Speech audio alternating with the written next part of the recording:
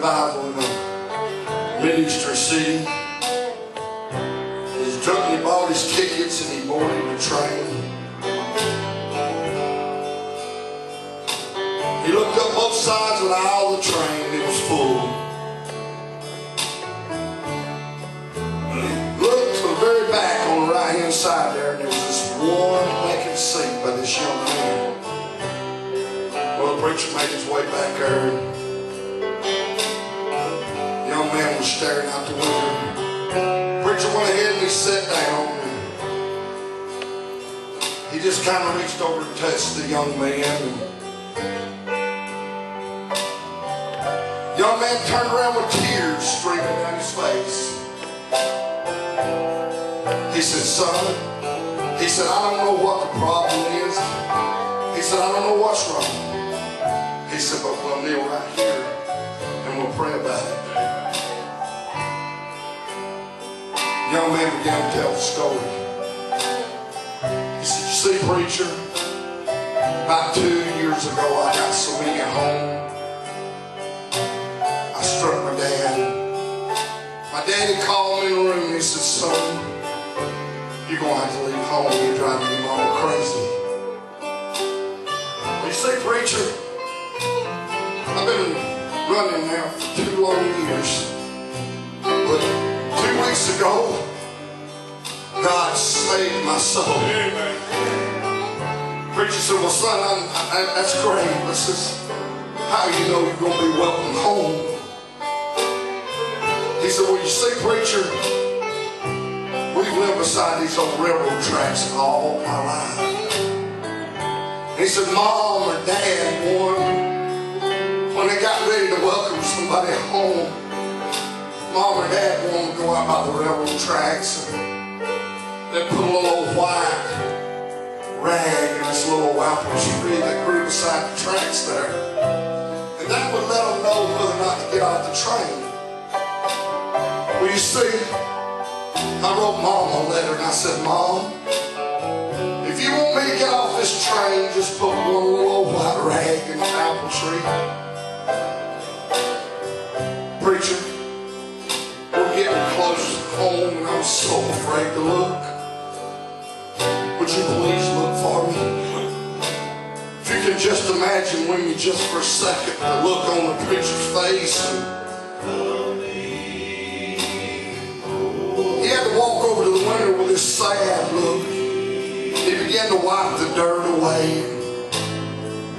He looked out and he turned up with a big old grin that you could have hit a coat hanger in. He says, "Son, you ain't got nothing to worry about." He says, "I see this full bloomed apple tree and I see these little white rags hanging all over it. And underneath it, I see us old gray-headed Mom and Dad. They're standing out there with a big old white bed sheet and they're flopping that thing up and down." And said, "Son, won't you please come on home? Won't you please come on home? Children, that's just like God today. It don't make no difference what we've done. It don't make no difference how we live. He loves us. He's got his arms outstretched. And he's saying to you today, won't you please come on home? Won't you please come on home? He loves you. He loves you. I'm coming home." Sing that chorus with us, church. I'm coming home. No instruments. Coming home. Never more to roam.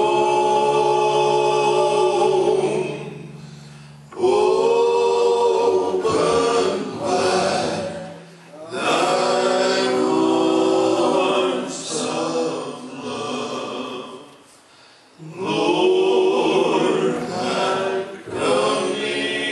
Keep saying it, y'all. Preacher, there's somebody needs to move. I don't know. I don't normally do this. But you know,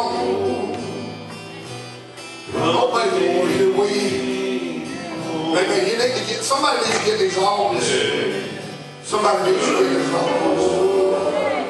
Please obey the Lord. Don't hinder God right now. He's moving. Please obey the Lord. And please hear that little small voice. Obey it. Listen to him.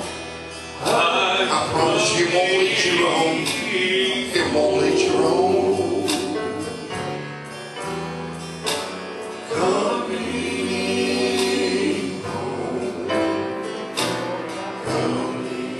I was a young man, sung in a rock and roll band. My daddy was a preacher. But you know, I got away from God. I guess it's because preacher children always are leaders, and I definitely was.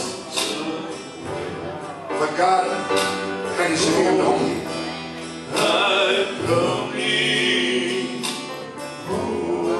My daddy begged me a whole week to go to revival with him.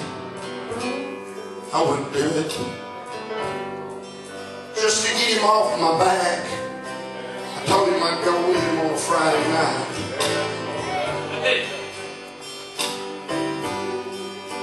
I got to work that Friday morning, got a phone call. And they told me, says, your daddy's had a heart attack. I drove as fast as I could. I had a Mustang that would absolutely fly. When I got there, I went to the wrong hospital. I got back in my Mustang and I drove all the way to another hospital, and I looked at my oldest brother, who's dead and gone now, who also was a minister.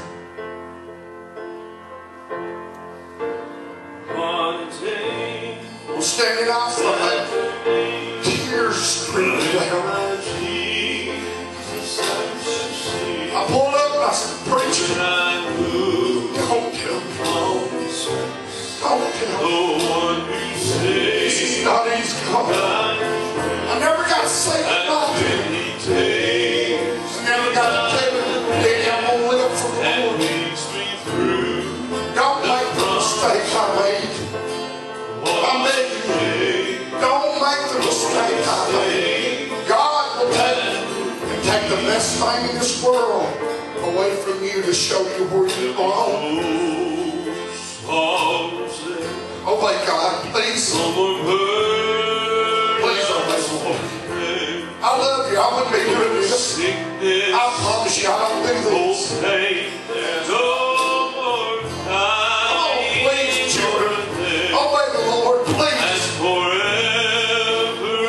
Please, please. Yes, thank you, John. Thank you, John. Thank you, Lord. Oh, it's going to be wonderful, children. Thank you, Brother John. Thank you, guys. And what a day that will be when my Jesus I shall see, when I move upon his face. Yes.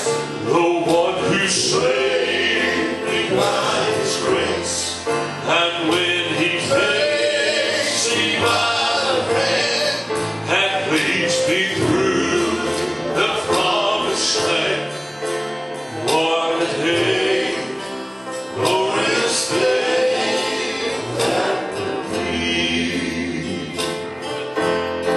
And what a day that will be when my Jesus I shall see, when I look upon his face, the one who saved me by his grace. You don't know Jesus. And when he takes me by the hand and leads me through the promised land, what a